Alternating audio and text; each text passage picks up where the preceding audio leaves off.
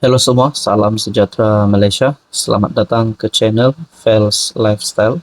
Terima kasih kerana terus setia dan bersama di dalam channel ini. Saudara-saudara, tuan-tuan dan puan-puan, setelah negara Malaysia, seluruh negara menerima kejutan pemergian yang amat mengejutkan, terutamanya kepada Tun Mahathir sebagai rakan karib sekutu rapat Allahyarham Tun Daim Zainuddin.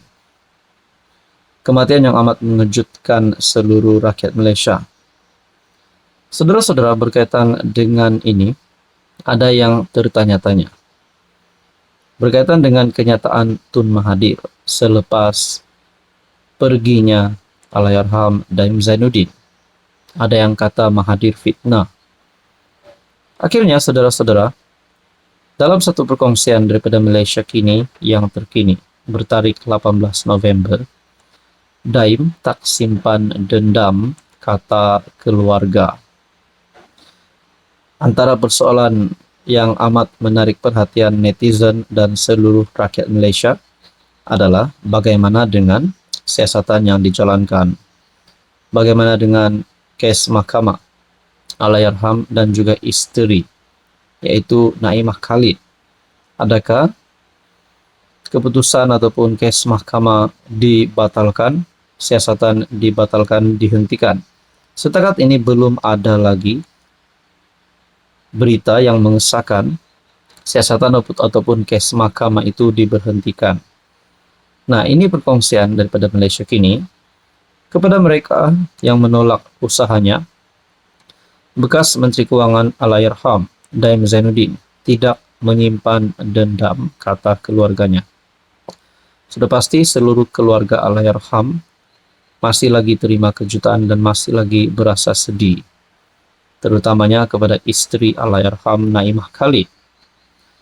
Beliau memaafkan tanpa kata-kata dan sanggup memikul beban konflik dengan perasaan tenang dan kasih sayang yang selama ini mencorakkan wataknya, sambil menyerahkan segala-galanya kepada sejarah untuk menghakiminya, kata keluarganya pada satu kenyataan kepada Malaysia Kini. Kenyataan tersebut tidak menyebut tentang kes mahkamah terhadap Daim dan keluarganya. Sebelum ini, bekas Perdana Menteri Dr. Mahathir, yang juga sahabat akrab Daim Zainuddin, berkata, dia kesal kerana sumbangan bekas Menteri Kewangan itu kepada negara tidak dihargai. Saya sedih tidak terhingga.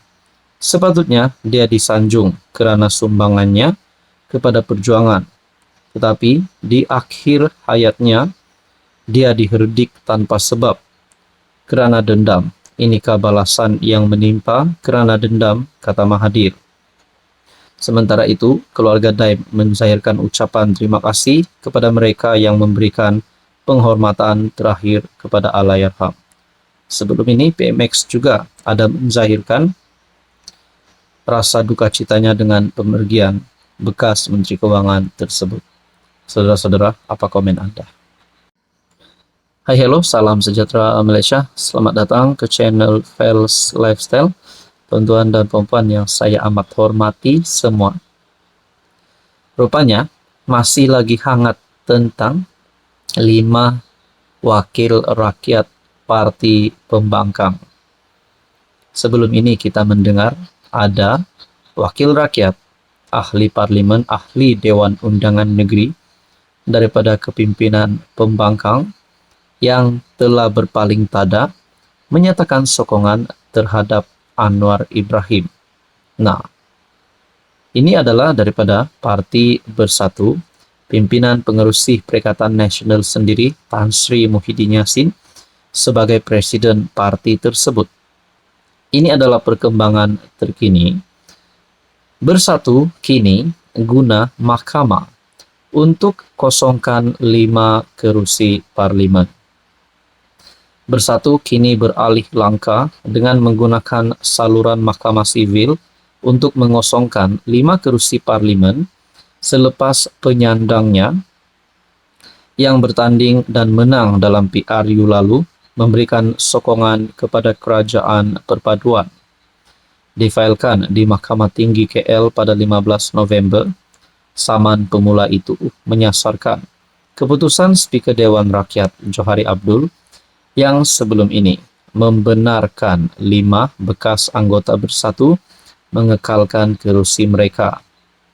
5 ahli parlimen tersebut ialah Syed Abu Husin, Hafiz Syed Abdul Fasal, Bukit Gantang, Zahari Kecik, Jeli, Muhammad Azizi Abu Naim, Gua Musang, Iskandar Zulkarnain Abdul Khalid, Kuala Kangsar, dan Dr. Zulkafperi Hanafi, Tanjung Karang. Status satu lagi kerusi parlimen yang dimenangi, Suhaili Abdul Rahman di Labuan, belum diketahui, namun sedang berdepan dengan tindakan sivil berasingan di Mahkamah Tinggi Shah Alam. Menerusi saman pemula itu, Bersatu mencabar keputusan Johari yang membenarkan 5 ahli parlimen terbabit mengekalkan kerusi mereka masing-masing di sebalik langkah mereka mengingkari kehendak parti. Nah, yang menjadi persoalan adalah berkaitan dengan isu ini. Keputusan Johari disampaikan kepada Bersatu dalam surat bertarik 9 Julai lalu. Persoalan yang utama adalah, adakah keputusan daripada Speaker Dewan ini bercanggah ataupun keputusan ini tidak adil? Dan sekiranya tidak adil, adakah beliau berisiko untuk terjejas status dan jawatannya sebagai Speaker Dewan? Itu yang pertama. Dan yang kedua adalah, adakah lebih ramai lagi wakil rakyat daripada pembangkang Bersatu ataupun PN selepas ini yang mungkin akan mengikuti jejak langkah yang bersama dengan 5 ataupun beberapa wakil rakyat daripada Bersatu yang berpaling pada ini untuk menyokong kerajaan perpaduan pimpinan Anwar. Tuan-tuan dan puan, apa komen Anda? Halo semua, salam sejahtera Malaysia, tuan-tuan dan puan-puan. Selamat datang ke channel Fels Lifestyle. Terima kasih kerana terus setia dan bersama di dalam channel ini. Kepada yang baru di dalam channel ini, silakan terus bersama di dalam channel ini untuk mendapatkan isu hangat politik di Malaysia. Nah, saudara-saudara, bercakap tentang isu hangat politik. Rupanya, baru-baru ini ramai yang berbual-bual, termasuk rakan-rakan sendiri, keluarga sendiri. Ada yang berkata, apa sebenarnya yang berlaku di Sabah berkaitan dengan 8 adun rasuah. Rakyat Malaysia, khususnya di negeri Sabah, akhirnya menjadikan ini satu cerita yang amat panas kerana ini melibatkan rasuah. Apatah lagi melibatkan wakil rakyat yang dipilih rakyat sendiri menjadi ahli Dewan Undangan Negeri, tetapi kenapa tiba-tiba terlibat dengan rasuah?